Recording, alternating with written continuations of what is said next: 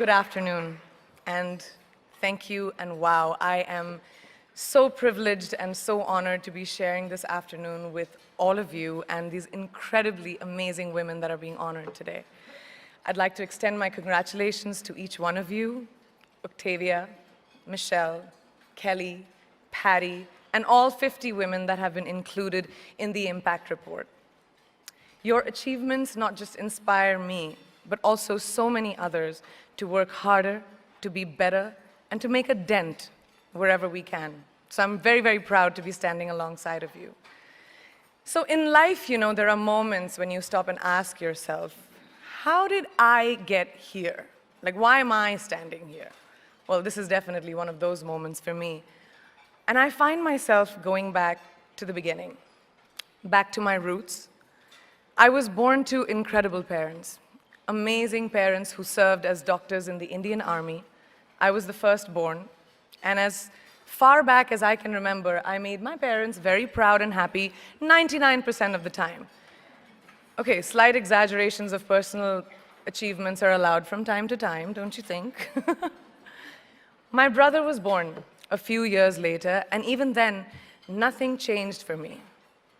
We were both given equal opportunities, and I want to emphasize this. I want to really emphasize this for you because I don't think a lot of people might understand that being equal might seem very normal. But where I come from, India, and a lot of developing countries around the world, more often than not, this is an exception. It's actually a privilege. My first experience of the glaring disparity between boys and girls came at a very, very young age. I grew up in a middle-class family with extremely philanthropic parents who constantly reminded me and my brother how lucky we were and how giving back to those who were less fortunate was not a choice. It was a way of life. Simple. I was 7 or 8 years old when my parents started taking me on these visits in a traveling clinic to developing communities around and villages around the city that we lived in called Bareilly. We were packed into this ambulance, and my parents would provide free medical care to people who couldn't afford it. My job at the age of 8 was assistant pharmacist. So I would count all the medicines, put them in an envelope, and give it out to patients, and I really took my job very seriously, very seriously. But the more I went on these expeditions, the more I began to notice the simplest things that distinguished a boy from a girl, or a man from a woman.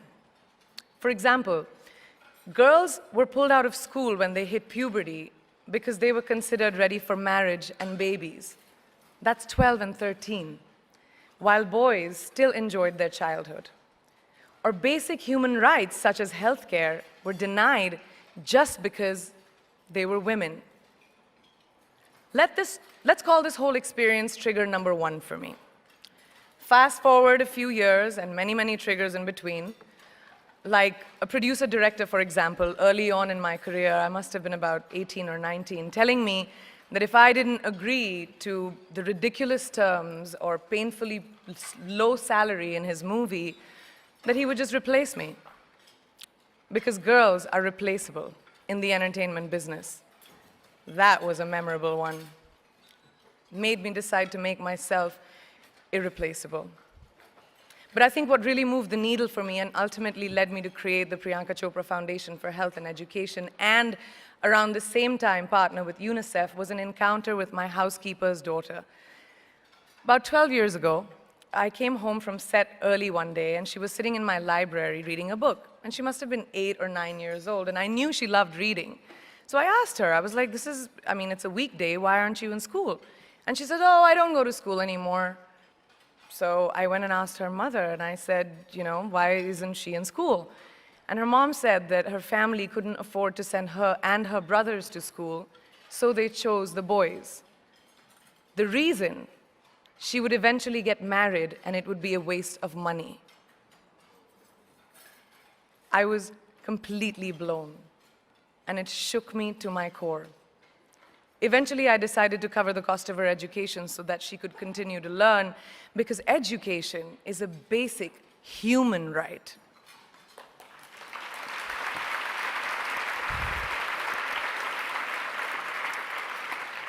And a huge necessity, especially today. From that point on, I was determined to make a difference in as many children's lives as I could, in whatever big or small way that I could contribute. There's a really, really beautiful quote that I read recently, and I think it's absolutely appropriate to explain what I'm trying to say today. The hand that rocks the cradle, the procreator, the mother of tomorrow, a woman shapes the destiny of civilization. Such is the tragic irony of fate that a beautiful creation such as a girl child is today one of the gravest concerns facing humanity. Girls have the power to change the world.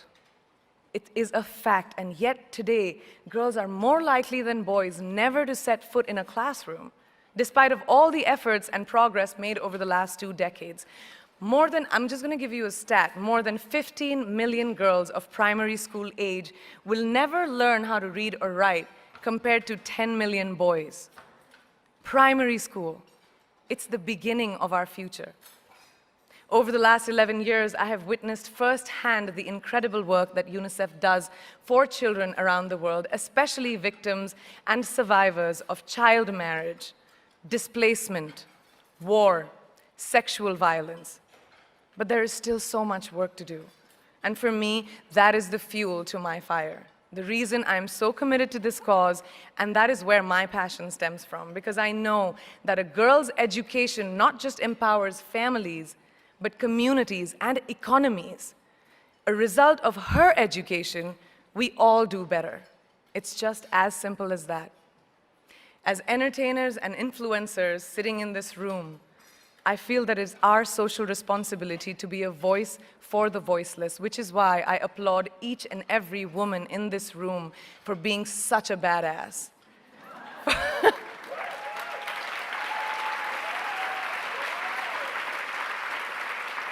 For using your platform and your voice to contribute to change, and for ensuring that there is not even one lost generation as long as we are alive. I'd like to thank Variety and all of you for encouraging me and all of us in this room to keep going and fighting on. Thank you so much.